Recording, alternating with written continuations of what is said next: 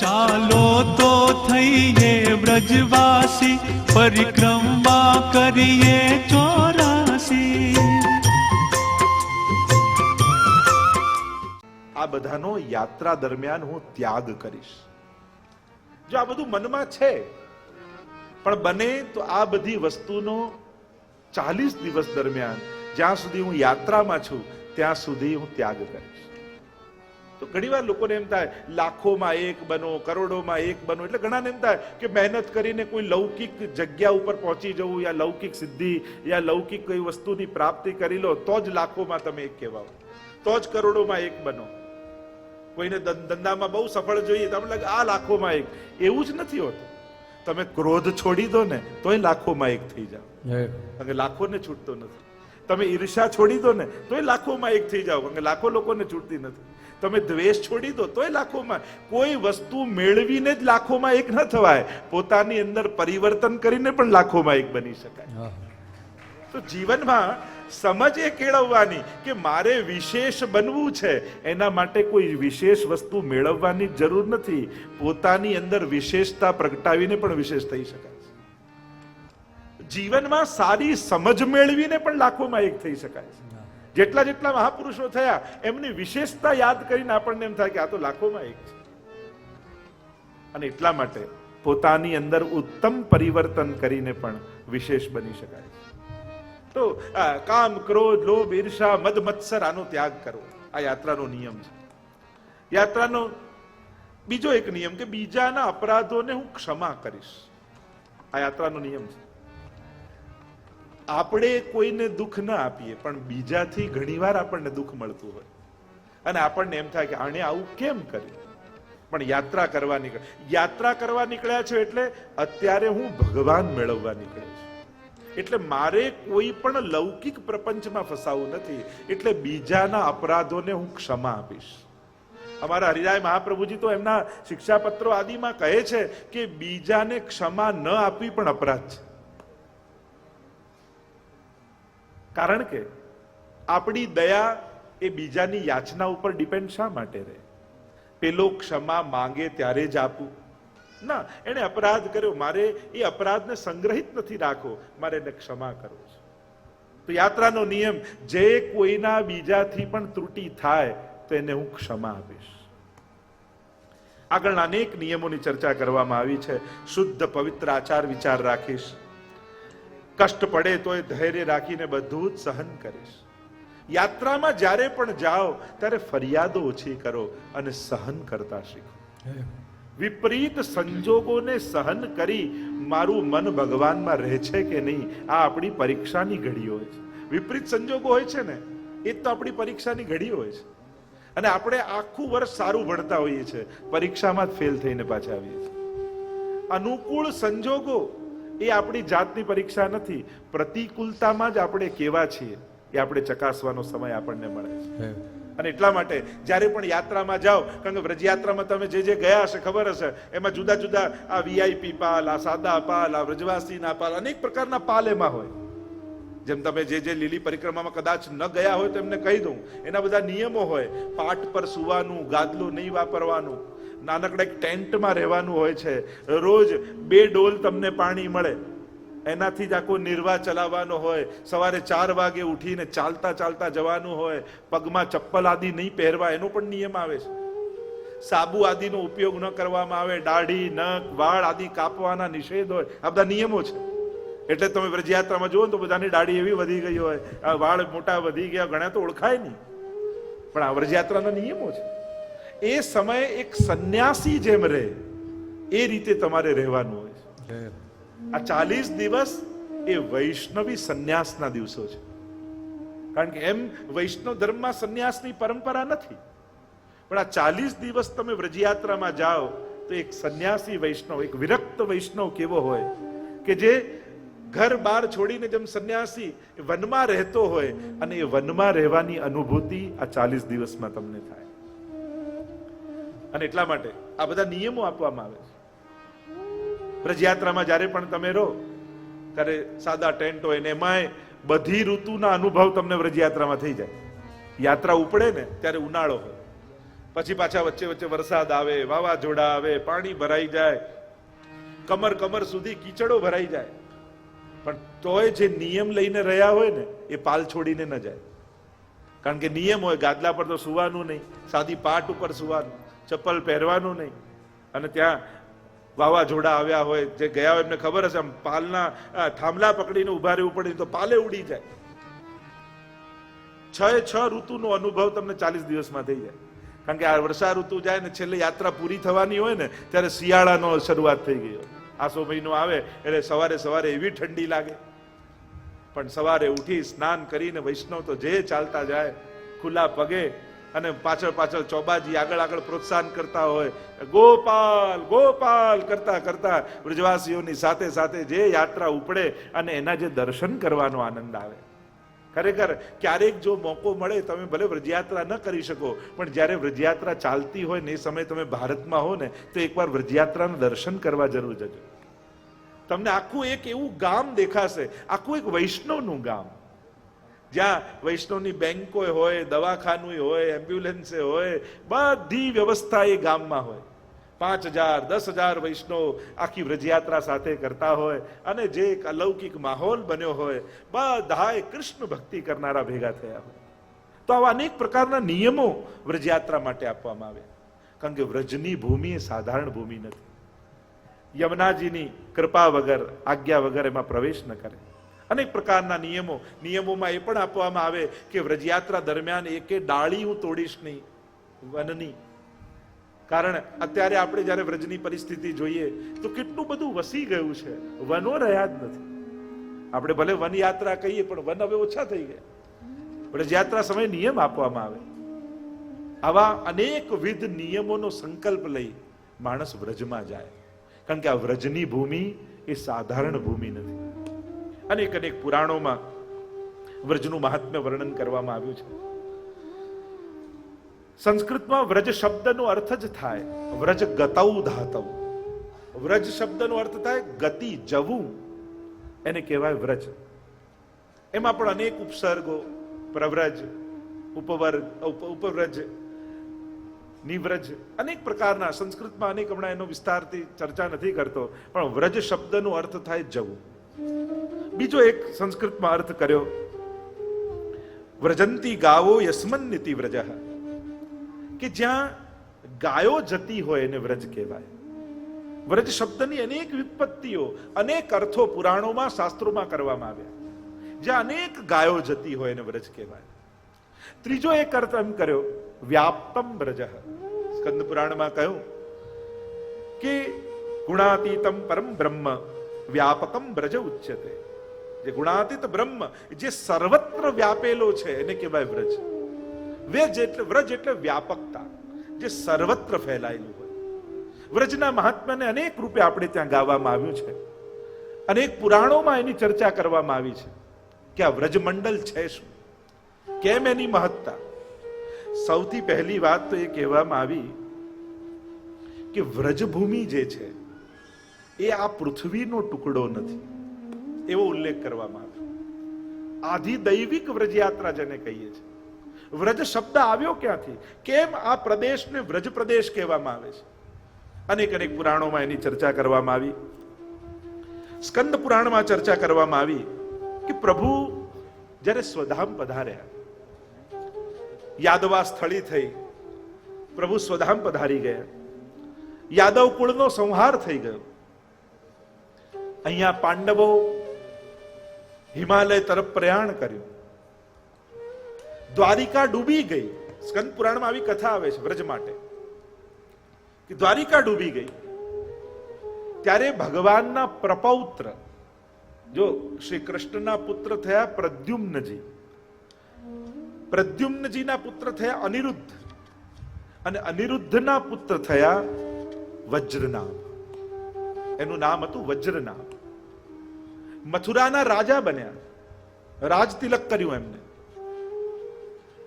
રાજા તો બન્યા પણ આખું મથુરા મંડળ આ 84 કોષનું સાવ નિર્જન હતું.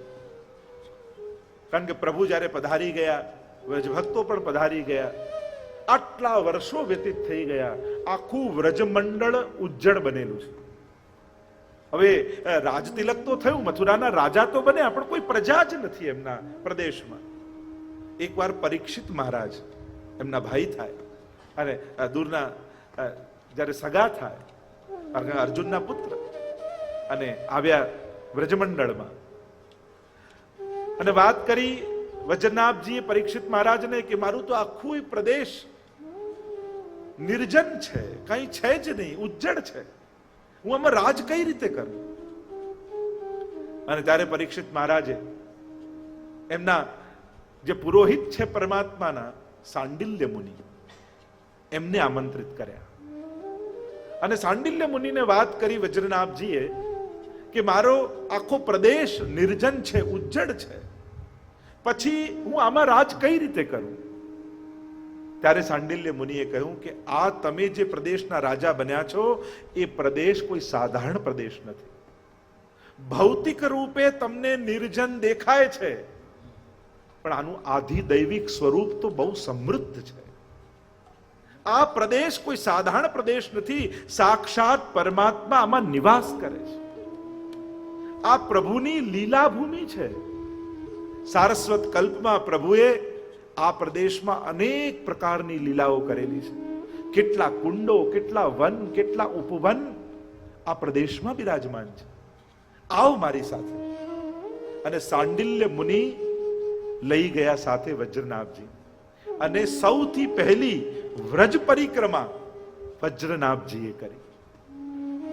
એક એક સ્થાન ઉપર સાંડિલ્ય મુનિ એમને લઈ ગયા. જો આ કુંડ છે, આ કુંડમાં પ્રભુએ આવી ગોપીજનો સાથે લીલા કરી, આ આવું વન છે, આ વનમાં ઠાકોરજીએ આ લીલા કરી. એમ એક એક વન, ઉપવન, કુંડ, નિકુંજો માં લેતા સાથે જતા જતા એમને આધિદૈવિક વ્રજના દર્શન વજ્રનાભજીને કરાવ્યા. અને ત્યારે વજ્રનાભજીને ખબર પડી, અરે હું તો ભૌતિક સ્વરૂપને જોતો હતો, પણ વ્રજ કેવલ ભૌતિક નથી, એનું આધિદૈવિક સ્વરૂપ તો પરમ અલૌકિક છે.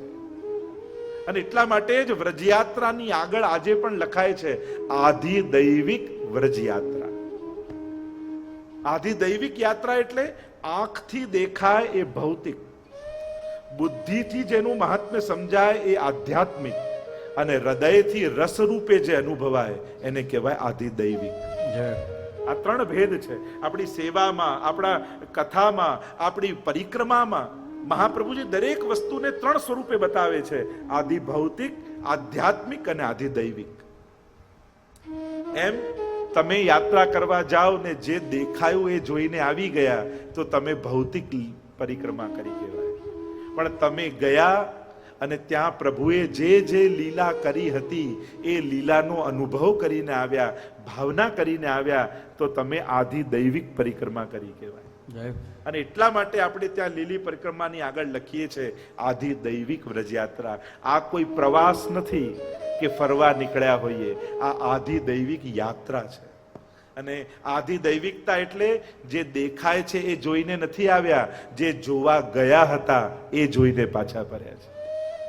અમે કેવલ નદી રૂપે યમુનાજીને જોવા નતા ગયા, અમે તો નમત કૃષ્ણ તુર્ય પ્રિયામ શ્યામ સંગ શ્યામ વે રહી શ્રી યમને, અમે ચતુર્થ પ્રિયા સ્વરૂપે યમુનાજીને જોઈને આવ્યા. તે આધિદૈવિક દર્શન કહેવાય. કેવલ પર્વત રૂપે ગિરિરાજજીને જોઈને આયા તે આધિ ભૌતિક દર્શન, પણ એ તો સાક્ષાત હંતાય મદ્રિર બલા હરિદાસ વર્યો, એ હરિદાસ રૂપે એમના દર્શન કરો તો એ આધિદૈવિક યાત્રા કહેવાય. જેના ડાળ ડાળ અને પાત પાત એવા વૃંદાવન, કે જેના ડાળ ડાળ અને પાત પાત પર કૃષ્ણ છે, આવી રીતે વૃંદાવનને જોઈને આવ્યા તે આધિદૈવિક યાત્રા કહેવાય. અને આ જ ભક્તિનો વિકાસ છે. ભક્ત જ્યારે શરૂઆત કરે ભક્તિની ત્યારે એની અંદર ભૌતિકતા હોય, જે દેખાય જુએ. પછી સત્સંગ થાય, જ્ઞાન આવે તો આધ્યાત્મિકતા આવે, એનું મહાત્મ્ય સમજાય. અને જ્યારે ગુરુ કૃપા થાય ત્યારે ચિત્તમાં આધિદૈવિકતા પ્રગટ થઈ જાય, રસાત્મકતા પ્રગટ થઈ જાય, અને પ્રભુની સઘળી લીલાઓ નૈનન પ્રગટ લીલા દિખાવે, જે યમુનાજી માટે કહીએ છે. આ જ નેત્રોથી ઠાકોરજીની પ્રગટ લીલાના દર્શન થવા લાગે. તો આવી કૃપા સાંડિલ્ય મુનિએ વજ્રનાભજી પર કર્યું. અને ત્યારે એમને આધિદૈવિક વ્રજ દેખાયું અને ત્યારે એમને સમજાયું કે આ વ્રજ કોઈ સાધારણ નથી, એમાં તો આજે પણ પ્રગટ લીલાઓ થઈ રહી છે. અને એ સમયે આ વજ્રનાભજીએ આખા વ્રજ મંડળનું ઉત્થાન કર્યું. એટલે કે જ્યાં જ્યાં જે કુંડો હતા એ કુંડો બંધાવ્યા, મંદિરો બંધાવ્યા, વનો અને ઉપવનો ત્યાં સિદ્ધ કર્યા અને આખું વ્રજને પુનર્જીવિત એમણે કર્યું. અને કહેવાય છે કે આ વજ્રનાભજીના નામ પરથી એ સ્થાનને વ્રજમંડલ કહેવામાં આવે છે. એનું વજ્રનું અપભ્રંશ કરી વ્રજ કહેવાય. એવી પણ એક માન્યતા આપણે ત્યાં છે. અનેક પ્રકારની માન્યતાઓ, ભાવનાઓ, પરંપરાઓ, સિદ્ધાંતો, આ બધું જ કામ કરતું હોય છે. જ્યારે આધ્યાત્મિક માર્ગમાં તમે આવો ત્યારે ઘણી પરંપરાઓથી ઘણી વસ્તુ પડાતી હોય છે, ઘણી સૈદ્ધાંતિક રૂપે પડાતી હોય છે, ઘણી ભાવનાત્મક રૂપે પડાતી હોય છે. જ્યારે અમુક નિયમો બનતા હોય, અમુક વસ્તુઓ, સિદ્ધાંતો આપણે પાળતા હોઈએ તો અનેક અંગો એમાં કામ કરતા હોય.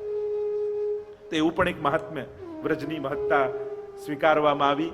કહેવાય છે કે પહેલી આ વ્રજ પરિક્રમા, અને એ સમયે ગુલ્મ લતા ઔષધિ રૂપે સ્વયં ઉદ્ધવજી વ્રજમાં નિવાસ કરતા હતા અને ઉદ્ધવજીએ ત્યાં પ્રગટ થયા અને સાથે પરિક્રમા કરી છે.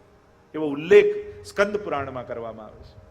બીજી એક ગાથા વરાહ પુરાણમાં ગાવામાં આવે છે કે આ વ્રજમંડળ એ ભૂમિનો ટુકડો નથી, એ સાક્ષાત ગોલોક ધામથી આવેલું પ્રભુનું નિજધામ છે. અને એટલા માટે આપણે ત્યાં વ્રજની એવી મહત્તા ગવાય છે. કારણ કે આ વ્રજમંડળ જે છે, આ 84 કોષ, એ એનું પ્રાગટ્ય ગોલોક ધામમાં થયેલું છે. એ વૃંદાવન હોય, ગિરિરાજજી હોય, યવનાજી હોય, એ વ્રજભક્તો હોય, એ બધા આ લૌકિક ભૂતળના જીવો નથી, આ ભૂમિ ભૂતળની ભાગ નથી, આ બધી ગોલોક ધામની ભૂમિ છે. વરાહ પુરાણમાં એવો ઉલ્લેખ આવે છે કે જ્યારે હિરણાક્ષનો વધ વરાહ ભગવાને કર્યો અને પૃથ્વીને જે હિરણ્યાક્ષ લઈ ગયો હતો એ પૃથ્વીને છોડાવી હિરણ્યાક્ષના મુખમાંથી, અને વરાહ ભગવાન પોતાની દાઢમાં ફસાવી એ પૃથ્વીને લઈને ચાલવા લાગ્યા. અને ત્યારે પૃથ્વીએ પૂછ્યું, પ્રશ્ન કર્યો વરાહ ભગવાન. વરાહ પુરાણમાં એનો ઉલ્લેખ આવે છે કે મને ક્યાં મૂકશો તમે? ચારે બાજુ પાણી પાણી પાણી છે, મને મૂકશો ક્યાં? અને ત્યારે વરાહ ભગવાને કહ્યું કે જ્યાં મને વૃક્ષો વાળી ભૂમિ દેખાશે ત્યાં તમને મૂકીશ. હસવા લાગી પૃથ્વી. એને થોડો મદ આવ્યો કે જો ભગવાન મને લઈને ફરી રહ્યા છે, એટલે મદમાં આવીને કહ્યું કે અરે આ બધું વૃક્ષો, પર્વતો, એ તો બધું મારી ઉપર છે, મારા વગરની એવી જગ્યા ક્યાં? અને જ્યાં એટલું બોલ્યા ત્યારે વરાહ ભગવાને કહ્યું, જો સામે જો. અને સામે દ્રષ્ટિ કરી તો પૃથ્વીના પગના તળિયામાં રહે એટલો એક ટુકડો પૃથ્વીનો દેખાયો દૂર, અને એક સુંદર વન ઉપવનથી લીલોતરી છાયેલી એવી ભૂમિ. પૃથ્વીને આશ્ચર્ય થયું, અરે આ બધો તો મારો અંગ કહેવાય, તો મારા સિવાયની આ ભૂમિનો ટુકડો કયો? ત્યારે વરાહ ભગવાને પોતે કહ્યું વરાહ પુરાણમાં કે આ તારો ટુકડો નથી, પણ આ તો ગોલોક ધામમાં રહેલું મારું નિજધામ, એ વ્રજમંડળ છે. અને આ વ્રજમંડળમાં હું તને પધરાવીશ અને તારી અંદર વ્રજમંડળ બિરાજમાન થશે. અને એટલા માટે ભગવાન વરાહ ભગવાનનું આ વચન છે કે આ વ્રજમંડળ એ તારો ભાગ નથી, મેં ગોલોક ધામથી ઉતારેલું છે. અને એટલા માટે જ્યારે પ્રલય કાળ આવશે ત્યારે હે પૃથ્વી તું ડૂબી જઈશ, પણ મારું વ્રજમંડળ પ્રલયમાં નહીં ડૂબે, એ તો શાશ્વત અને અખંડ રહેશે. જેના દર્શન અમારા ગોપાલદાસજીએ વલ્લભાખ્યાનમાં કરેલા છે. જ્યાં શ્રી વૃંદાવન આદિ અચળ શશી શરદ રેણ બહુવેશ વન દેવી પદ કુમકુમ મુખ સુખ પરસે રંગ વિશેષ જ્યાં સરિતા ચામી કરમણી ગણ ઉભય બધ સોપાન કમળ કુમુદ નાનાલી સુંદર મધુર કરે ત્યાં ગાન કનકલતા માલતી વિવિધ કુસુમ મકરંદ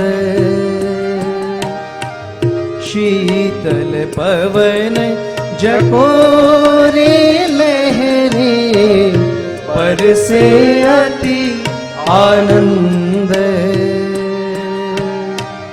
પદ્મરાગ મરકત મણિ સ્ફટિક શ્રી ગોવર્ધન સોહે બ્રહ્મા રુદ્ર ત્યાં કોણ બાપરા શ્રી હરિના મન મોહે. એ 9 વર્ષના ગોપાલદાસ ગુસાઈજીએ ચરવિત તાંબુલ આપ્યું અને સાક્ષાત ગોલોક ધામમાં બિરાજતા વ્રજમંડળના એમને દર્શન થયા છે. એ વ્રજમંડળના દર્શન થયા. એટલે અન્ય પુરાણોમાં એવી ગાથા આવે છે, એવી કથા આવે છે કે જ્યારે વ્રજમંડળમાં રાસ થઈ રહ્યો હતો ગોલોક ધામમાં, અને ગોલોક ધામમાં રાસ કરતા કરતા સ્વામીજીએ જોયું કે પ્રભુનું મુખ ઉદાસ દેખાયું. સ્વામીજીએ પૂછ્યું કે પ્રભુ, રાસમાં આપ ઉદાસ કેમ? રાસમાં તો રસ હોય, આનંદ હોય, આપ ઉદાસ કેમ દેખાઓ છો? અને ત્યારે પ્રભુએ કહ્યું કે મારા આ અલૌકિક ગોલોક ધામના, આ અલૌકિક વ્રજમંડળના જીવો કોઈ ને કોઈ અપરાધ ને ત્રુટિને કારણે ભૂતલ પર પડ્યા છે. આ દૈવી જીવો ભૂતલ પર ગયા છે. આપણે તો રાસનો આનંદ લઈએ છે, પણ આ દૈવી જીવો રાસના આનંદથી વંચિત છે.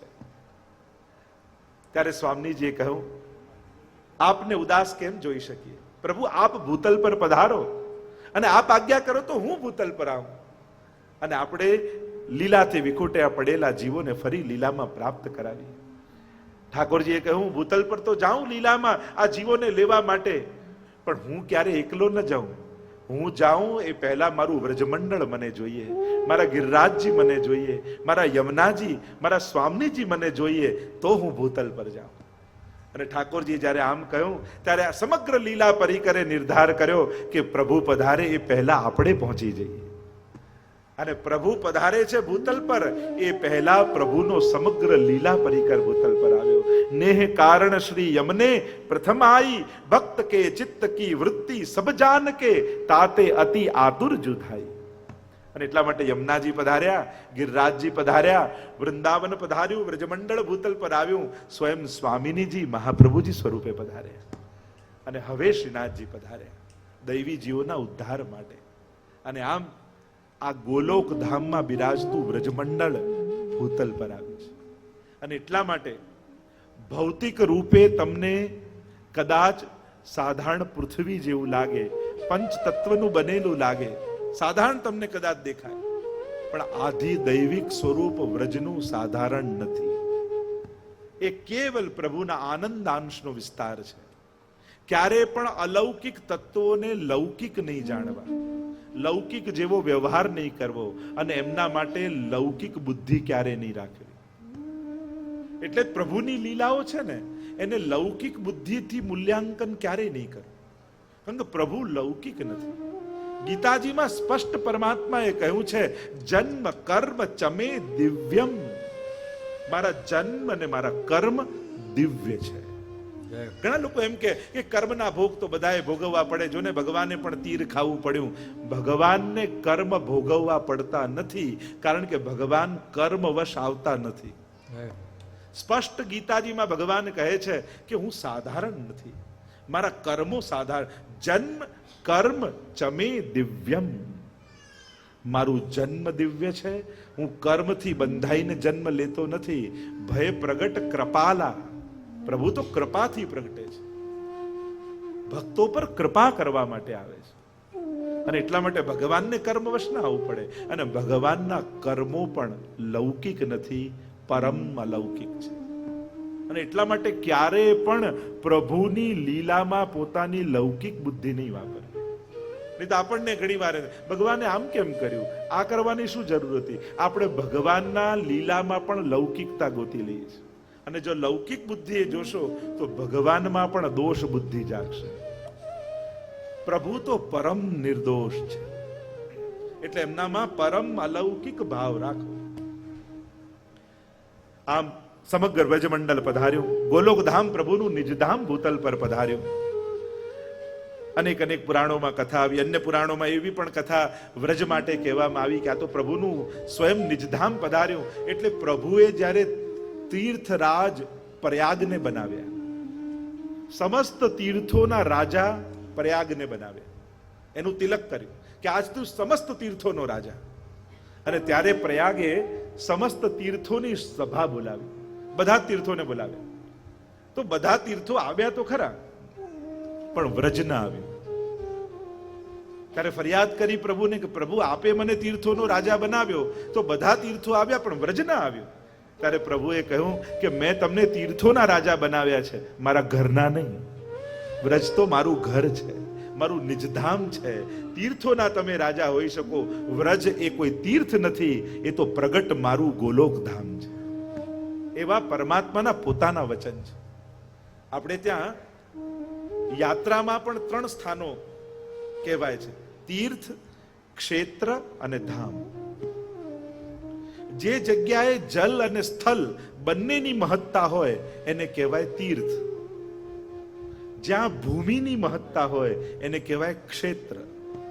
ધર્મ ક્ષેત્રે કુરુક્ષેત્રે, કુરુક્ષેત્ર ભૂમિની મહત્તા. અને જ્યાં પ્રગટ સ્વરૂપે પ્રભુ અખંડ નિવાસ કરતા હોય એને કહેવાય ધામ. અને એટલા માટે આપણે વ્રજને ધામ કહીએ છીએ, વ્રજધામ કહીએ છીએ. આ 84 કોષની પરિક્રમા એટલે આપણે ધોળમાને ગાતા નથી. ચાલો તો થઈએ વ્રજવાસી, પરિક્રમા કરીએ 84. ચાલો તો થઈએ વ્રજવાસી, પરિક્રમા કરીએ 84. મારા જન્મ મરણની ટળી ફાંસી, મારા જન્મ મરણની ટળી ફાંસી. ધન્ય શ્રી યમુના કૃપા કરી, શ્રી ગોકુળ વ્રજ સુખ આપજો. વ્રજની રજમાં અહર્નિશ અમને સ્થિર કરીને સાપજો.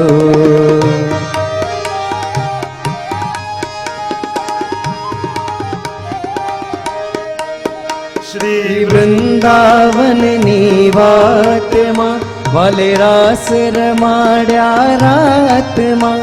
શ્રી વૃંદાવનની વાટમાં નાહવું શ્રી યમુના ઘાટમાં.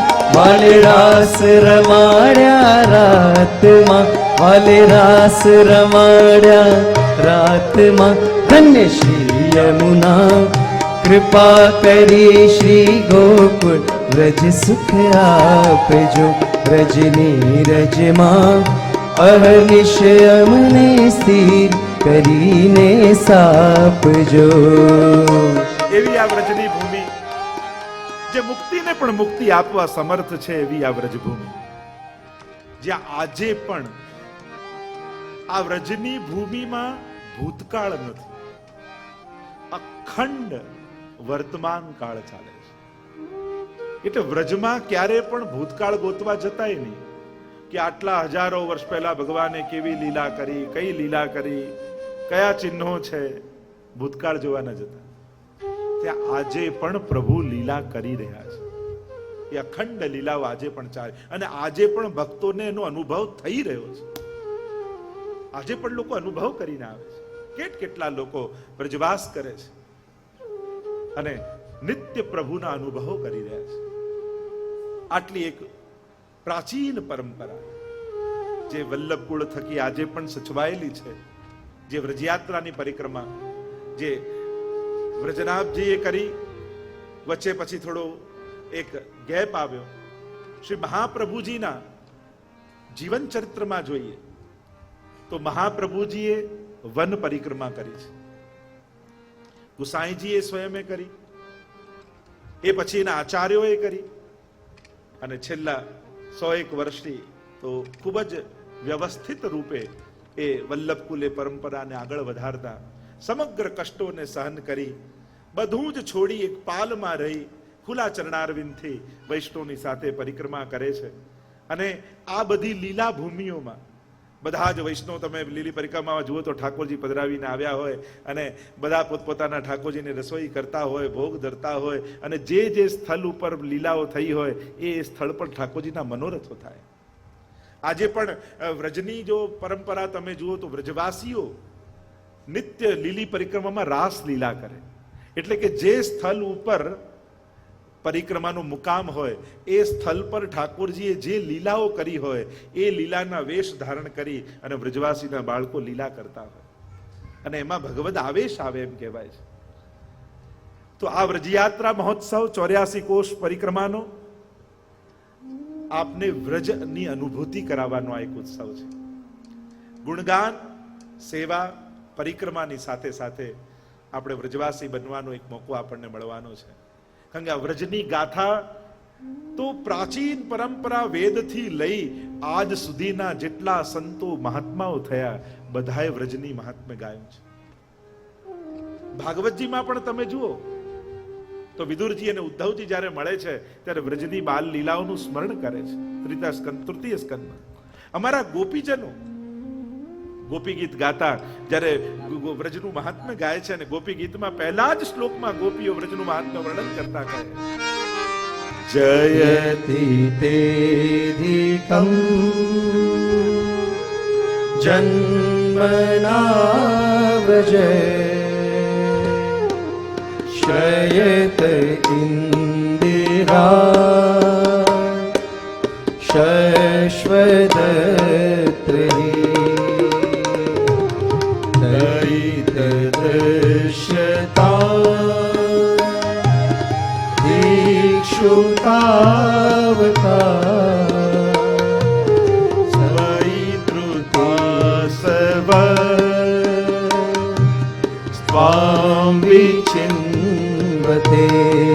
गारो मेरे साथ ओ श्रीनाथ जी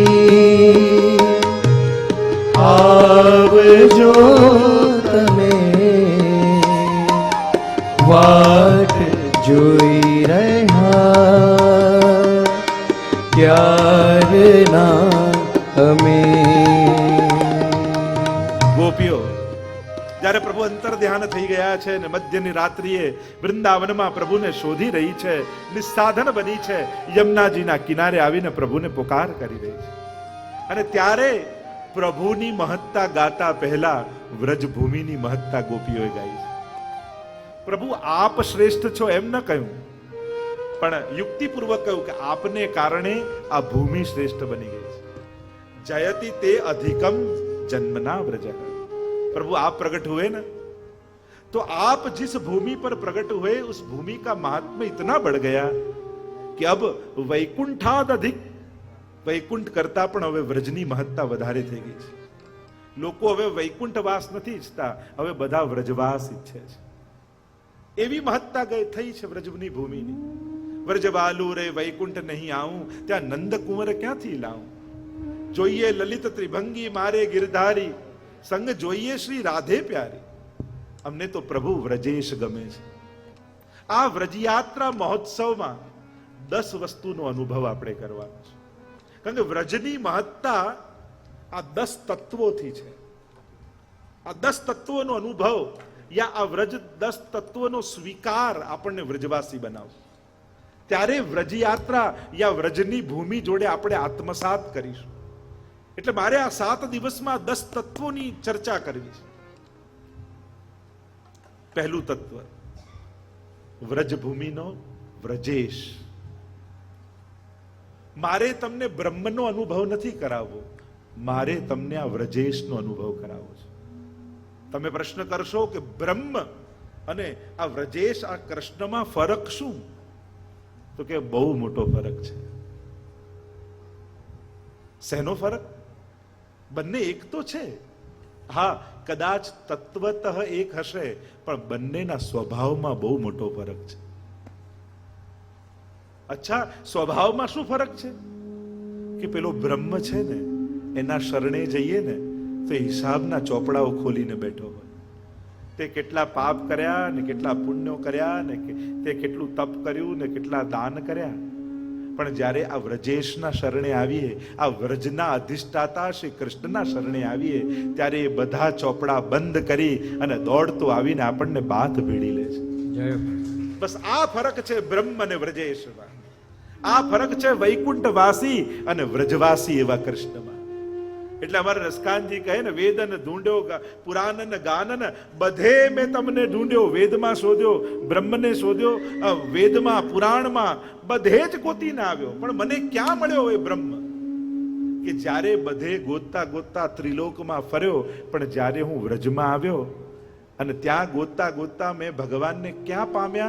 તો કે એક નિકુંજની અંદર રાધાના ચરણ દબાવતા મને ભગવાન મળ્યા છે. વેદન કહ્યું ચરણ પલોટત પાય, આ ચરણ દબાવતા મેં પામ્યા એમને પ્રભુને. એવા અમારા રસખાનજી કહે છે. એટલે જ તો કહ્યું કે મને તો માણસ બનાવો તો વ્રજવાસી બનાવજો, પશુ બનાવો તો નંદ બાબાની ગૌશાળાની ગાય બનાવજો. इसलिए हमारे रसखान जी गाते हुए कहते हैं, मानुष्य हो तो वही रस खानी, बसो ब्रज गोकुल गांव के ग्वारन, जो पशु हो तो कहा बस मेरो, चरो नित नंद की धेनु मंजारन, वाहन हो तो विवही गिरी को जो हर्यो कर छत्र पुरंदर कार. हमारे रसकान जी कहने लगे कि हे प्रभु, जो मानुष बनूं ऐसे मेरे कोई कर्म हो तो मुझे ब्रजवासी बनाना, जो पशु बनूं ऐसे कोई कर्म हो तो मुझे नंद बाबा की गौशाला की गाय बनाना, जो पाषाण बनूं ऐसे मेरे कर्म हो तो गिरिराज जी का कोई पाषाण बनाना, जिसे ठाकुर जी अपने कर कमल में धारण करते हैं. મારે તો વ્રજવાસી થવું છે, વ્રજમાં નિવાસ કરવો. એટલે આ પહેલું તત્વ આ વ્રજયાત્રા મહોત્સવનું એ વ્રજેશ છે. આપણા આરાધ્ય કોણ, આપણા સેવનીય કોણ? એ પરમ ગોલોક ધામ કે બ્રહ્માંડમાં ક્યાંય ઉપર બિરાજતા એ પરબ્રહ્મ નહીં, આપણું આરાધ્ય યશોદાજીની ગોદમાં ખેલતો એ કૃષ્ણ છે. इसीलिए महाप्रभु जी ने हमारे सेव्य कौन कहे कि तुम्हारा सेव्य कौन है? तो कहा यशोदोत्संग लाले. यशोदा जी की गोद में खेलने वाला वो ब्रह्म, वो हमारा सेव्य है, जो आंखों से दिखाई देता है, जिसके कंठ में धारण की हुई फूलों की सुगंध आती है, जिसकी बजाई हुई वेणु हमारे कान को सुनाई देती है, जो हमें दिखाई देता है, जो भाग कर आकर हमारी गोद में बैठ जाता है. ऐसा भगवान वो हमारा सेव्य है. અને એટલા માટે ક્યારે એવું વિચારતા નહીં ભગવાન દેખાય નહીં, સંભળાય નહીં, સુંઘાય નહીં, સ્પર્શાય નહીં. ના, આપણે જેને ભજીએ છે ને એ તો દેખાય. नैन भर देखो नंद कुमार, इसीलिए तो भक्तों ने गाया ना, नहीं तो क्यों गाते? हमने आंखों से देखा है उसको भागते हुए, चलते हुए. कि इसीलिए तो कहा कि श्याम लग्यो संग डोले री माई, श्याम लग्यो संग डोले, जित जाऊं ताड़ो ही आवे, बिना बुलायो बोले. वो तो बोलता है, बातें करता है. इसीलिए जब पुष्टि मार्गी भक्ति आप करो, मतलब साधारण शब्दों में कहूं तो गोपियों की भक्ति जब आप करो, तब कभी ये मत सोचना कि भगवान दिखाई नहीं देता, सुनाई नहीं देता, अनुभव नहीं कराता. नहीं, गोपियों के आगे तो शेष महेश गणेश दिनेश सुरेश ही जाई निरंतर ध्यावे, जाई अनादि अखंड अनंत छेद वेद सुवेद बतावे, नारद से सुख जाही रटे पछी हारी तो पूरी पार न पावे, ताही अहिर की छोहरिया छछिया भर छाछ पे नाच नचावे. वो तो गोपियों के आगे नाचता है. इसलिए तैयार होकर बैठना, कभी भी नाच सकता है, कभी भी बोल सकता है, कभी भी दिखाई दे सकता है. हमें तो मिली हुई इंद्रियों से ही उसको अनुभव करना है. भक्त ये समझ लें, पुष्टि भक्त ये बात समझ लें, मरने के बाद भगवान मिले तो सबसे अच्छा सस्ता सरल रास्ता यही है कि मर जाओ. जो मर्या પછી ભગવાન મેળવવાના હોય તો ભગવાન મેળવવાનો સૌથી સારો રસ્તો એ કે મરી જાઓ. તો મરીને ભગવાન થોડી મેળવવા છે આપણે. આપણે તો જીતા જીવંત જે ઇન્દ્રિયો મળી છે એ ઇન્દ્રિયોથી એનો અનુભવ કરવો છે. એટલે એવા હઠ સાથે બેસજો, મારે તો આજ આંખે તને જોવો છે, મારે તો આજ કાને તારી વાંસળી સાંભળવી છે, મારે તો આજ હાથે મારું વલાવેલા માખણ, મારું બનાવેલું માખણ મારા હાથે તને આરોગાવું છે. આવી હઠ સાથે બેસજો. હઠ તો ન કહેવાય, ભક્તોના મનોરથો કહેવાય. ભક્ત ક્યાં હઠ કરવાનો? પણ આ 10 તત્વનો અનુભવ મારે તમને આ ઉત્સવમાં કરાવવો છે. પહેલું તત્વ છે વ્રજેશ. મારે બ્રહ્મનો અનુભવ નથી કરાવવો, મારે એવો ઈશ્વર તમને આપવો છે જે ગાયોની પાછળ પાછળ ભાગતો હોય, જે ભક્તોના ઘર સુધી પહોંચી જતો હોય. ભક્ત ના આવી શકે અને દહીં વલોતી ગોપી એમ થાય કે આ મારી સામગ્રી આપને કેમ આરો ગાઉં? ઠાકોરજી કે તું ના આવી શકે, હું તો તારા ઘરે આવી શકું ને. ભલે ને ગામના લોકો મને ચોર કેવડાવાય તૈયાર છું, પણ મારે તો તારો મનોરથ પૂરો કરવો છે. મારે તો એવા ઈશ્વરને ભજવા છે. આ આપણો આરાધ્ય છે, આ આપણો સેવ્ય છે. એટલે પહેલું તત્વ આ ઉત્સવનું તમને મળશે, વ્રજેશમાં લગાવ મળશે તમને. તમારો વ્રજેશ આ વૃંદાવનની ગલીઓમાં, વ્રજની ગલીઓમાં ફરતો તમને દેખાશે. વ્રજની ભાવના ધારણ કરજો દર્શન કરતા કરતા. અરે કોઈ એક સ્થાનમાં મન રહી ગયું ને તો તરી જશો આ ભવસાગર. ક્યાં કોઈ એક બોર્ડ યાદ રહી ગયું ને કે વૃંદાવન, બરસાના, નંદગાંવ, કઈ કોઈ શબ્દો પણ યાદ રહી ગયા ને, આ શબ્દો તમને તારી દેશે. એવી વ્રજની ભૂમિની મહત્તા છે. પહેલું તત્વ વ્રજેશ. આ ઉત્સવનું બીજું તત્વ, કારણ કે જ્યાં વ્રજ લાગે એટલે પ્રભુ માટે પ્રિય થઈ જાય. બીજું તત્વ એ વ્રજભૂમિ છે. ભૂમિ માં છે, પણ વ્રજની ભૂમિ તો કોઈ વિશેષ મહત્તા લઈને રહે છે. વ્રજભૂમિની મહત્તા, વ્રજની મહત્તા, વ્રજભૂમિની મહત્તા. એટલે તો આપણે ત્યાં એ વ્રજભૂમિમાં વાસ કરવા માટે, એટલે કે વ્રજભૂમિ એવી છે કે જેમાં પુષ્ટિ માર્ગના 5 તત્વો બિરાજમાન છે. આપણે પુષ્ટિ માર્ગના 5 તત્વો દોડ ગાઈએ છીએ. આ 5 તત્વો વ્રજભૂમિમાં છે. સકલ તીર્થો વ્રજભૂમિમાં છે. સકલ દેવતાઓ વ્રજભૂમિમાં છે. વ્રજભૂમિમાં આ સમસ્ત આરાધ્યો બિરાજમાન છે. સમસ્ત આરાધ્ય. એટલે આ 5મું તત્વ શ્રી વ્રજભૂમિને ગાઈએ જી. આ 5મું તત્વ શ્રી વ્રજભૂમિને ગાઈએ જી. નિત્ય ઉઠી વૈષ્ણવજન પદ રજ પાઈએ જી. નિત્ય ઉઠી વૈષ્ણવજન પદ રજ પાઈએ જી. આ પુષ્ટિ માર્ગના 5 તત્વ નિત્ય ગાઈએ જી. આ પુષ્ટિ માર્ગના 5 તત્વ નિત્ય ગાઈએ જી. બીજું તત્વ એ વ્રજભૂમિ. અનેક પ્રકારની ભૂમિ શાસ્ત્રોએ કહી. તપભૂમિ, જન્મભૂમિ, કર્મભૂમિ, સમાધિ ભૂમિ, અનેક પ્રકારની ભૂમિઓની ચર્ચા શાસ્ત્રોમાં છે. આ વ્રજભૂમિ પ્રાગટ્ય ભૂમિ તો છે, પણ પ્રગટ લીલા ભૂમિ છે. ઠાકોરજી ये सब मेरो અંગ, એમ ઠાકોરજીએ કહ્યું છે કે આ વ્રજભૂમિ ભૂમિ નથી, આ મારું જ અંગ છે. એવી મહત્તા વ્રજભૂમિની. એટલે તો કહ્યું વૃંદાવનમ પરિત્યજ્ય પાદમ એકમ ન ગચ્છ. પ્રભુએ પ્રતિજ્ઞા લીધી, વૃંદાવનને છોડીને એક ડગલું પણ હું ડગલું બહાર નહીં મૂકું. એવી પ્રતિજ્ઞા પ્રભુની છે. એટલે કે આપણે તો એમ કહીએ કે અરે પ્રભુ ગયા તો ખરા. અરે મથુરાથી આવેલા એ મથુરા ગયા, વ્રજમાં તો પ્રગટેલા વ્રજમાં જ રહ્યા છે. એ અવતાર કરવા, કાર્ય કરવા માટે અવતાર રૂપે પરમાત્મા ગયા, પણ અવતારી તો વ્રજમાં જ વસ્યા. એટલે કે પ્રભુનો અખંડ વાસ વ્રજમાં છે. એટલે બીજું તત્વ મહોત્સવનું એ વ્રજભૂમિ છે.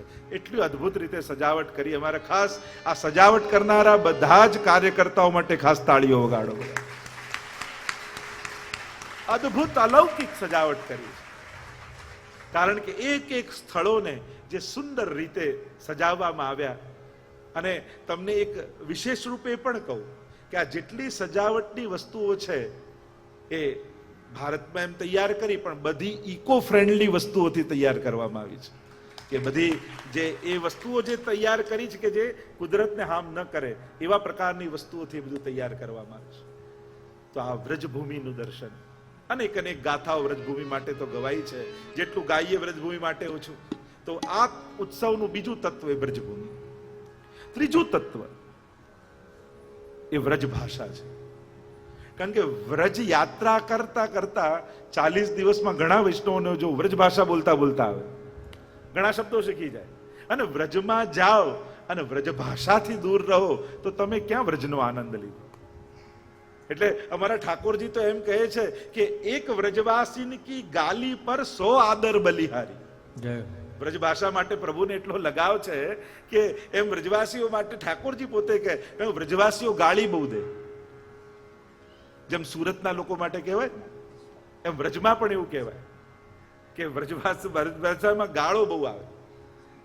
સહજ એક ત્યાંની પરંપરા છે વ્રજની બોલીની, ત્યાંની પ્રદેશની, કેટલા નિખાલસ અને આત્મીય હોય. અને એટલે વ્રજ ભાષાની મહત્તા આપણે ત્યાં ગઈ છે, જે ભાષામાં ઠાકોરજી બોલ્યા છે. અને એટલા માટે આપણે વ્રજ ભાષા કે આગે સભી ભાષા છોટી, ક્યોંકि જા ભાષા મેં પ્રભુને માંગ માંગ ખાઈ રોટી. એટલે કહ્યું કે સબ વ્રજ ભાષા કે આગે સભી ભાષા છોટી, કે જા ભાષા મેં પ્રભુને માંગ માંગ ખાઈ રોટી. જે ભાષા ઠાકોરજી બોલ્યા, એટલે વ્રજ ભાષા એ પ્રભુની ભાષા છે. આજે પણ આપણું સમગ્ર કીર્તન સાહિત્ય, અષ્ટસખાની વાણી તમે જુઓ તો બધી વ્રજ ભાષામાં છે. અને વ્રજ ભાષામાં કેવલ અષ્ટસખાઓએ ગાયું એમ જ નથી. તમે મહાપ્રભુજીના જ્યારે હસ્તાક્ષર આદિ જુઓ છો તો કાં તેલુગુ ભાષામાં હોય, કાં સંસ્કૃત ભાષામાં હોય, કારણ કે મૂળ આપણે આચાર્ય પરંપરા દક્ષિણની, કાંકરવાડ ને આંધ્ર અને ત્યાંથી તૈલંગ કુળથી પધારેલા. પણ મહાપ્રભુજીએ વ્રજમાં એટલે સર્વોત્તમ સ્તોત્રમાં 2 નામ ગુસાઈજી મહાપ્રભુજીને આપ્યા. એક પ્રિય વ્રજ સ્થિતિ અને બીજું ગોવર્ધન સ્થિતિ ઉત્સાહ. આ 2 નામ મહાપ્રભુજીના સર્વોત્તમમાં વ્રજ માટેના છે. મહાપ્રભુજીને વ્રજમાં વાસ ખૂબ ગમે છે. પ્રિય વ્રજ સ્થિતિ, વ્રજમાં સ્થિતિ કરવી મહાપ્રભુજીને અતિશય પ્રિય છે. અને એટલા માટે 84 બેઠકમાંની 22 બેઠકો લગભગ મહાપ્રભુજીની છે. એમ તો વ્રજમાં કુલ 60 બેઠકજીઓ છે. જ્યારે મહાપ્રભુજી, ગુસાઈજી, ગોકુલનાથજી, છેક શ્રીનાથજી સુધીની તમે ગણો તો કુલ 60 બેઠકજીઓ વ્રજમાં છે. પણ મહાપ્રભુજીની 22 બેઠકજી વ્રજમાં બિરાજમાન છે, કારણ કે મહાપ્રભુજીને વ્રજ અતિશય પ્રિય છે. ગોવર્ધન સ્થિતિ ઉત્સાહ, ગિરિરાજજીની તરેટીમાં રહેવું મહાપ્રભુજીને ખૂબ પ્રિય છે. અને એટલા માટે મુખારવિંદની સામે જ શ્રી મહાપ્રભુજી બિરાજે છે. સુંદર શિલાના બેઠકજી કહીએ છીએ. તો આમ ત્રીજી વાત વ્રજ ભાષા. અને એટલા માટે ક્યાંક વ્રજની ચર્ચા નીકળશે તો વ્રજ ભાષા પણ આવશે. આજે પણ અમારા વલ્લભકુલમાં, અમારા ઘરે તો અમે વ્રજ ભાષામાં જ વાતો કરી. આજે વલ્લભકુલની અમારી પરંપરા એવી છે કે આજે અમારે ઘરની અમારી બોલી વ્રજ, ભલે ગુજરાતમાં જ રહ્યા આટલા વર્ષોથી, પણ અમારા ઘરમાંથી વ્રજ બહાર ગયું નથી. આજે પણ અમારે ઘરમાં બોલવાની બધી જ ભાષા વ્રજ ભાષા. તું આ રહ્યો હોય, જા રહ્યો હોય, ખા રહ્યો હોય. અને વ્રજ ભાષા કેવી મીઠી લાગે. સબ ભાષા બલિહારી, એવું છે કે ઠાકોરજીને વ્રજ ભાષા એટલી પ્રિય છે કે સંસ્કૃતમાં 100 પ્રકારની સ્તુતિઓ બનાવીને કહો, પણ વ્રજવાસી વ્રજ ભાષામાં ગાળ આપે ને તો ઠાકોરજીને એ વધારે મીઠી લાગે. કે એક વ્રજ ભાષા ગાલી પે 100 આદર બલિહારી, એમ ઠાકોરજી કહે. તો ત્રીજું તત્વ અહીંયા તમને મળશે વ્રજ ભાષા. વ્રજમાં જાઓ અને પ્રભુની ભાષામાં વાત ન, એટલે જ અષ્ટસખાની બધી. તો હું જે વાત કરતો તો મહાપ્રભુજીએ પણ વ્રજ ભાષામાં પદ રચ્યું છે. સુરદાસજી જ્યારે પહેલું પદ ગાયું, બ્રજ ભયો બહેરે કે પૂત જબ યે બાત સુની, ત્યારે ગોપીઓના ઘરનું વર્ણન કરવા લાગ્યા ત્યારે મહાપ્રભુજીએ વ્રજ ભાષામાં કીર્તન પૂરું કર્યું. સુન સુર સબન કી યહ ગતિ જિન હરિચરણ ભજે. એટલે એ રચના પહેલી સુરદાસજીની સાથે મહાપ્રભુજીએ પણ વ્રજ ભાષામાં કરી છે. સ્વયં ગુસાઈજીએ તો અનેક પદોની દેન કરી જ છે. વ્રજભૂમિની મહત્તા ગુસાઈજીએ તો ગાઈ જ છે. સંસ્કૃતમાં ગાઈ મંગલમ મંગલ વ્રજભૂમિ મંગલમ. આપણે તો ઠાકોરજીને સવારે સવારે મંગલ મંગલમ વ્રજભૂમિ મંગલમ મંગલમી શ્રી નંદ यशोदा नाम सुकीर्तन में रुचिरोत्संग सुलालित पालित रूपम मंगल मंगलम ब्रजभुवि मंगलम. આપણે બધા મંગળાની આરતી સમયે આ પદ, એમ તો આર્યા કહેવાય, જે 4 સંસ્કૃતમાં ગુસાઈજીએ કીર્તનો લખ્યા છે, આર્યા રૂપે પ્રસિદ્ધ છે.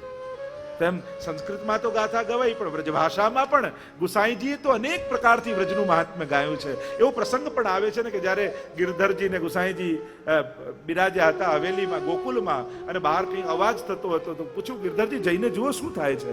અને આવીને કહ્યું કે કોઈ ગર્ધબ મરી ગયું છે, લોકોને ઘસડી રહ્યા છે અને વ્રજવાસીઓ અવાજ કરે છે.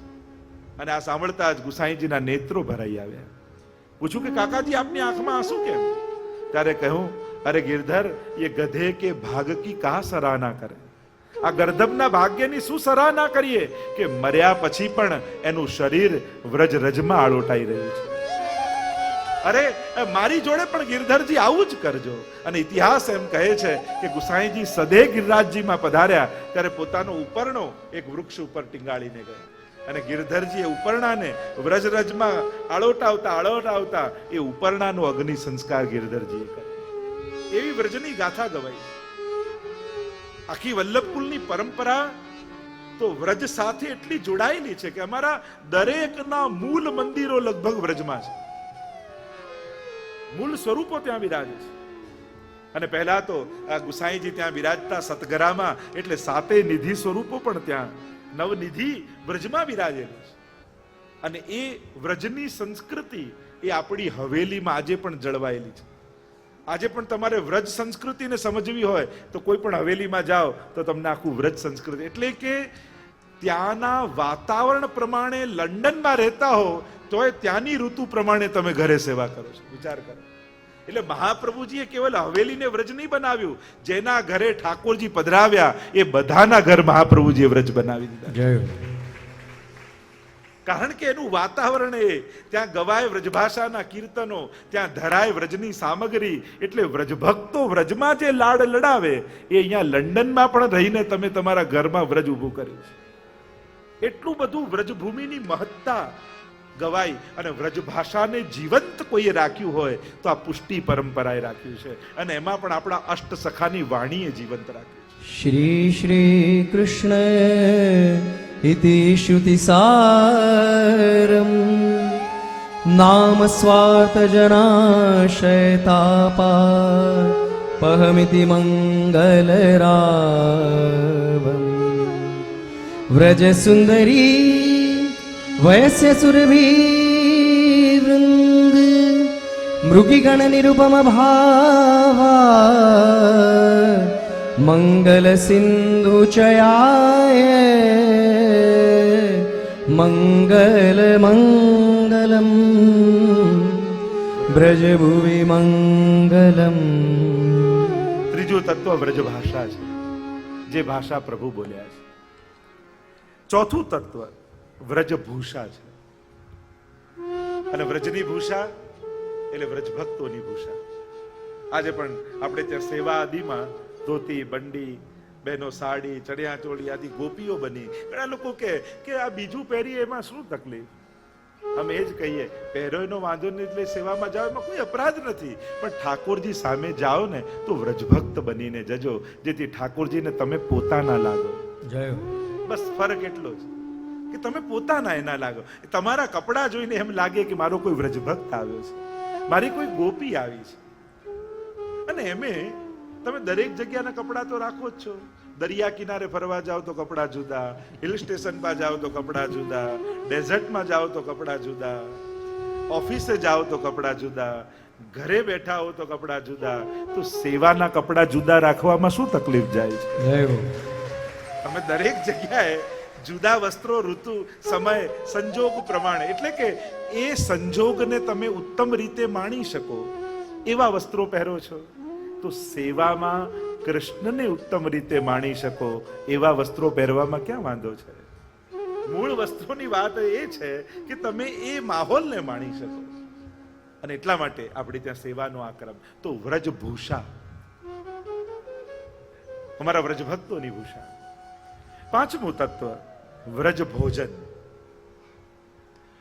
વ્રજની સંસ્કૃતિમાં આ બધા તત્વોની મહત્તા. આપણે જે વ્રજ સંસ્કૃતિનો ઉત્સવ કરી રહ્યા છીએ તો આ બધા તત્વોની ચર્ચા આપણે કરવી પડશે.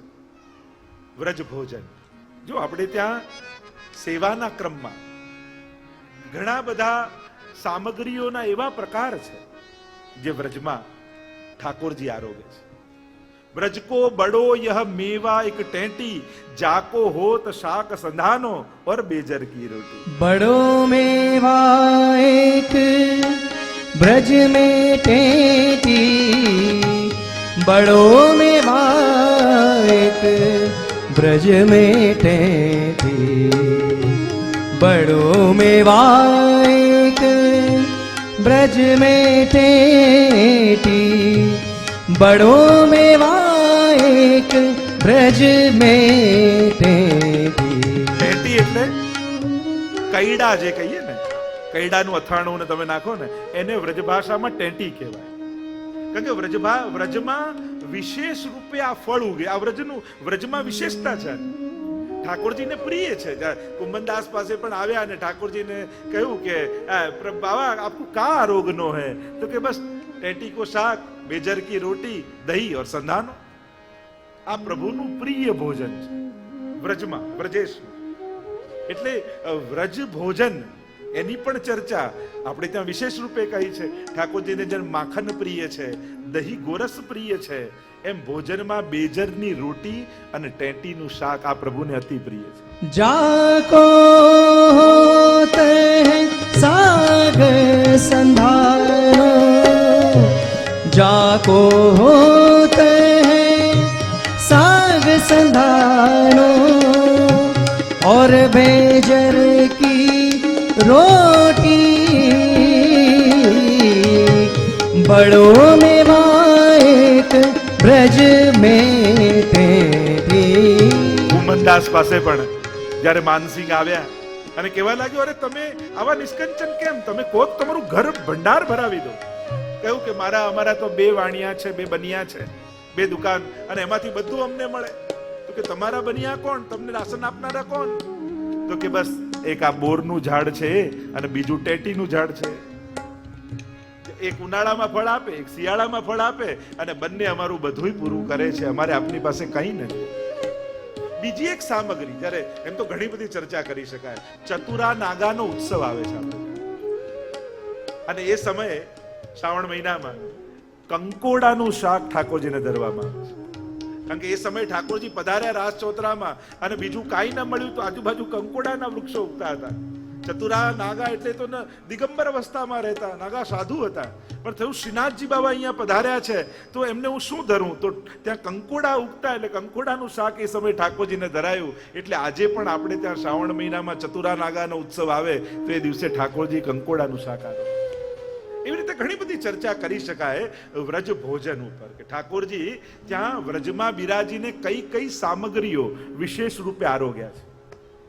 અને વિશેષ રૂપે ગુસાઈજીના ઉત્સવમાં તો આપણે જાણીએ જ છે, જ્યારે જલેબી ઉત્સવ થયો અને કુંભનદાસ આદિ બધા ઉત્સવ કર્યો અને જલેબી સિદ્ધ કરાવીને ઠાકોરજીને આરોગાવી.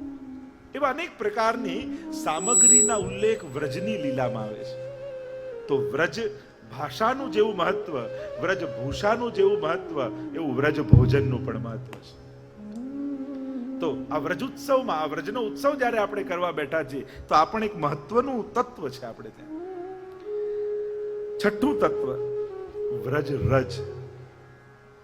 વ્રજમાં રજની મહત્તા છે, અને એટલા માટે કારણ એ રજ સાધારણ રજ નથી, એ રજને નિત્ય પ્રભુના ચરણોનો સ્પર્શ મળે છે.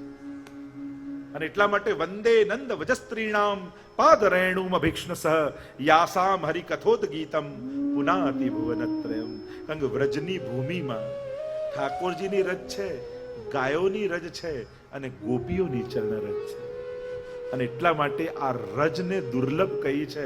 ભક્તો તો કહે કે આ એક રજની કણિકા ઉપર હું ચિંતામણી વારીને નાખી, એવી વ્રજની રજની મહત્તા ગવાય છે. 7મું તત્વ છે વ્રજા. આ વ્રજ યાત્રા મહોત્સવમાં 7મું તત્વ વ્રજા. વ્રજા નામ છે શ્રી યમુનાજીનું. કારણ કે વ્રજની અધિષ્ઠાત્રી દેવી કોઈ હોય તો એ યમુનાજી છે. અને એટલા માટે વ્રજયાત્રા કરવા નીકળો ત્યારે સૌથી પહેલા વિશ્રામ ઘાટે યમુનાજી હાથમાં લઈને સંકલ્પ કરવો પડે. એટલે સંકલ્પ કુલ જલને લઈને નથી કરતા, યમુનાજીને લઈને કરો છો વિનંતી કે યમુનાજી આપ અમને આજ્ઞા આપો તો વ્રજમાં અમારો પ્રવેશ થાય. કારણ કે યમુનાજીની આજ્ઞા વગર વ્રજમાં પ્રવેશો તો વ્રજનો પ્રવાસ થઈ શકે પણ યાત્રા ન થાય, એ વ્રજ લીલાનો અનુભવ ન થાય. કારણ કે શ્રી યમુનાજી જ કૃપા કરી પ્રભુની લીલાની નિધિ આપનારી છે. ધન્ય શ્રી યમને નિધિ દેનારી. ધન્ય શ્રી યમુને નિધિ દેનહારી, ધન્ય શ્રી યમુને નિધિ દેનહારી. ધન્ય શ્રી યમને નિધિ દેનાર. અને નિધિ કયું? ધન કયું? પ્રભુની આ લીલા રસનો અનુભવ એ જ ભક્તોનું સર્વસ્વ ધન છે. કરતા ગુણગાન અજ્ઞાન અઘદૂર કર, કરત ગુણગાન અજ્ઞાન અઘદૂર કર, જાય મિલવત પ્રિય પ્રાણ પ્યારી. ધન્ય શ્રી યમુને નિધિ દેનહારી. સાતમું તત્વ એ વ્રજા એટલે શ્રી યમુના છે. આ ભાગ્ય વિધાત્રી છે, પ્રભુને સમાગમ કરાવનારી શક્તિ છે. આઠમું તત્વ આ ઉત્સવનું, આ વ્રજનું, એ વ્રજના દેવ શ્રી ગિરિરાજજી છે. કારણ કે ગિરિરાજજી એ આ વ્રજને જો પ્રભુનું અંગ માનો તો એ ગિરિરાજજી ઠાકોરજીનું મુખારવિંદ છે. અને એટલા માટે વ્રજમાં મુખારવિંદ એક જ જગ્યાએ છે અને એ છે ગિરિરાજજીમાં. કારણ કે એ સબ મેરો અંગ. જ્યારે વ્રજ માટે ઠાકોરજી એમ કહેતા કે આ મારા અંગ રૂપ છે, તો એ અંગનું મુખ એ ગિરિરાજજી છે. અને એટલા માટે બાકી બધે બધું કરવા જઈએ પણ ગિરિરાજજીને આરોગાવવાનું ભૂલવું નહીં. કારણ કે ઠાકોરજી ગિરિરાજજીના મુખ દ્વારા સ્વીકાર કરે છે. એટલે વ્રજના દેવતા એ ગિરિરાજ. નવમું તત્વ વ્રજમાં એ વ્રજ ભક્તો છે. એ ગાય હોય, એ ગોપી હોય, એ સખા હોય, એ નંદ યશોદા હોય કે એ મયુર હોય નૃત્ય કરતો વ્રજમાં, અનેક પ્રકારથી આ વ્રજ ભક્તો એ જ વ્રજનો વૈભવ છે. એ સબ મેરો અંગ કહે છે ઠાકોરજી, આ બધા મારા અંગમાંથી પ્રગટેલા છે. એટલે આ વ્રજ ઉત્સવમાં મહત્તા નવમું તત્વ એ વ્રજ ભક્તોની છે. કારણ કે આખું વ્રજ ગોઠવીએ પણ એમાં ક્યાંય કોઈ એક ગોપીએ ન મૂકીએ ને તો આપણે માનવાય ન તૈયાર થઈએ કે આ વ્રજ છે. કારણ કે વ્રજ તો ગોપીઓથી, ગોપી પ્રેમ કી ધ્વજા જીન ગોપાલ કિયો વશ ઉર્ધરી શ્યામ ગુજા. આનો વૈભવ જ ગોપી છે, આનો વૈભવ જ વ્રજ ભક્તો છે. અને પ્રભુને વ્રજ ભક્તો અતિશય વાલા છે. પ્રભુને વ્રજ ભક્તો વગર ગમતું નથી. અને આ વ્રજ મહોત્સવનું 10મું તત્વ એ વ્રજની વેણું છે. તમે કૃષ્ણનું ચિત્ર ન દોરો, ખાલી ગાય, મોરપીંછ અને વેણું આટલું દોરો ને તો એ બધા પૂછશે કે આ કૃષ્ણનું ચિત્ર દોર્યું છે. 10મું તત્વ વ્રજમાં એ વ્રજ વેણું છે. કારણ કે દુનિયાને નચાવનારો પરમાત્મા આ વેણુના તાલ પર નાચે છે, વેણુના સ્વર પર નાચે છે અને દુનિયાને નચાવે છે. મુરલી હરી કો નાચ નચાવત, મુરલી હરી કો નાચ નચાવત, એતે પર यह बांस बसुरिया, एते पर यह बांस बसुरिया, नंद नंदन को भावत, मुरली हरि को नाच नचावत. મુરલી હરી કો નાચ નચાવત. સદાય સવારે જાગે ને રાતના પહોળે સુધી જેને અખંડ પોતાનો સંયોગ આપે એવી આ મુરલી ઠાકોરજી. તો આ વ્રજ વેણું, આ 10 તત્વો વગર વ્રજની ગાથા ન ગાઈ શકાય. અને એટલા માટે આ પ્રસ્તાવના રૂપે આજે બ્રજ મહાત્માને આ 10 તત્વના રૂપમાં આપણે બધાએ જોયું. કાલથી આપણી વ્રજયાત્રા શરૂ થશે. પહેલા દિવસનો કાલનો પડાવ, કારણ કે આજે નિયમ લીધો એટલે અંતર્ગ્રહ ગઈ અને બહારની બહિરંગ પરિક્રમા મથુરાની થતી હોય છે. એટલે કાલે આજે તો આપણે નિયમ લીધો છે વ્રજનું મહાત્મ્ય જાણીને, અને એ નિયમ લીધા બાદ હવે કાલથી આપણી મથુરાથી પરિક્રમા શરૂ થશે. એટલે તૈયાર થઈને આવજો, વ્રજભક્ત બનીને આવજો. અને હવે એક સ્થળે વ્રજયાત્રા કરતા કરતા આ 84 કોષની પરિક્રમા આપણે કાલથી 6 દિવસમાં પૂરી કરીશું. આ દિવ્ય મનોરથ પ્રભુની કૃપાથી જ સિદ્ધ થયો છે. સુંદર રૂપે વ્રજ સમગ્ર બિરાજમાન છે, ગિરિરાજ બાબા પ્રગટ બિરાજમાન છે, અને અમારા વ્રજ ભક્તો અહીંયા ઉપસ્થિત છે. તો સાચા અર્થમાં આ વ્રજયાત્રા મહોત્સવ બની રહ્યો છે. એકે દિવસ ચૂકતા નહીં, બને તો 7 દિવસ તમારી હાજરી એ તમારી 84 કોષની ભાવાત્મક પરિક્રમા બનશે. અને આપણે બધા જ સાથે મળી આ વ્રજયાત્રા કરીશું. પ્રભુની આ દિવ્ય લીલા સ્થળીઓ કેવલ એનું સ્મરણ અને શ્રવણ કરશો તોય તમને એવો ભાવ થશે કે જાણે તમે આ 7 દિવસમાં આખી વ્રજયાત્રા કરીને આવ્યા. તો એવો આનંદ આપણે કરવાનો છે 7 દિવસ. એની સાથે સાથે અનેકવિધ પ્રકારના મનોરથો ઠાકોરજીના કરીશું. પલ્લાના ઉત્સવ થશે, હોરીના ઉત્સવ થશે, અનેક પ્રકારની સુંદર સુંદર પ્રભુની ઝાંખીઓ અને ઉત્સવોની સાથે આપણું આખું આ 84 કોષ વ્રજયાત્રાનો ઉત્સવ ખરેખર ભાગ્યશાળી છે લોકો જે આ વ્રજના મનોરથી બની આ ઉત્સવમાં સહભાગી થયા છો. હું તો વિશેષ રૂપે એ જ આશીર્વાદ આપીશ કે આપનું આ મનોરથ આપને સદાય ઘરમાં જ વ્રજવાસનો આનંદ આપે એવી કૃપા ઠાકોરજી કરે એવી ઠાકોરજીના ચરણોમાં વિનંતી કરું છું. સમય પણ થવા આવ્યો છે એટલે કથાને વિરામ તરફ લઈ જાઉં. આગળના કાર્યક્રમમાં આપણે બધા મળીને જ્યારે અમે ગિરિરાજજીનું પૂજન આદિ કરીશું એના દર્શન કરશો, અને ગિરિરાજજીના પૂજન કર્યા બાદ અહીંયા મનોરથીઓ સાથે વ્રજયાત્રાનો આનંદ કરવા માટે જઈશું. તો આજની કથાને વિરામ આપતા બોલો ગોવર્ધન नाथ की जय, વલ્લભાધીશ ईश की जय, શ્યામ સુંદર श्री यमुने महारानी की जय.